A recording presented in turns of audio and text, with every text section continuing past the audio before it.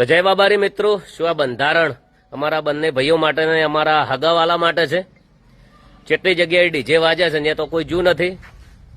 બસ અમારા પ્રોગ્રામની દોર રાખો છો, જેટલો અમારા ચેડે ઇન્ટરેસ્ટ લ્યો છો એટલી જગ્યાએ જે સમાજના જે પ્રશ્ન હોય છે, સમાજ જે જગ્યાએ દુઃખી હોય છે એમાં આટલો બધો ઇન્ટરેસ્ટ લીધો હોત તો એમને ન્યાય મળત.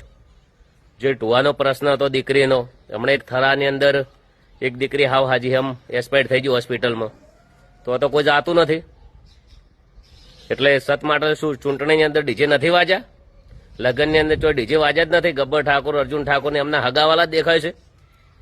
તો એમને એક રૂપિયો દંડ આલવાનો થતો નથી. કદાચ તમારે દંડ જોતો હોય હારીજની અંદર તો પેલા જે બંધારણ તૂટ્યું તો જ આવવાનું, અને પછી નિયમ પ્રમાણે તો આવવાનું. તો એના કરતા ડબલ દંડ અમે પાસે રહીને અપાવશું.